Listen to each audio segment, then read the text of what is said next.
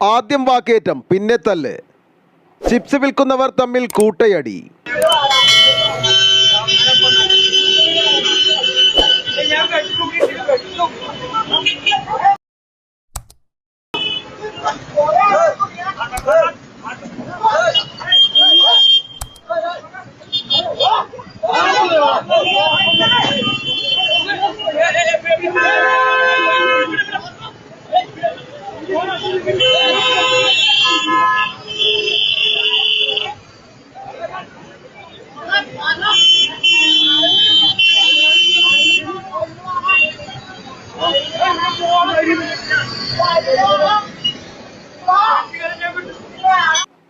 ആലുവ പറവൂർ കവല സിഗ്നലിന് സമീപത്തെ രണ്ട് വ്യാപാര സ്ഥാപനങ്ങളിലെ ജീവനക്കാരാണ് കഴിഞ്ഞ ദിവസം തമ്മിലടിച്ചത്.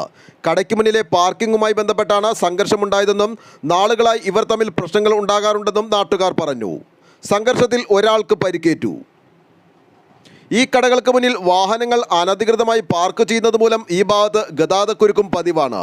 പറവൂർ ഭാഗത്തേക്ക് ഫ്രീ ലെഫ്റ്റുള്ള ഭാഗത്തേക്ക് വാഹനങ്ങൾ തിരിഞ്ഞു പോകാനും ബുദ്ധിമുട്ടാണ്. പലപ്പോഴും യാത്രക്കാരും ഈ അനധികൃത പാർക്കിങ്ങിനെതിരെ പ്രതികരിച്ചിട്ടുണ്ട്.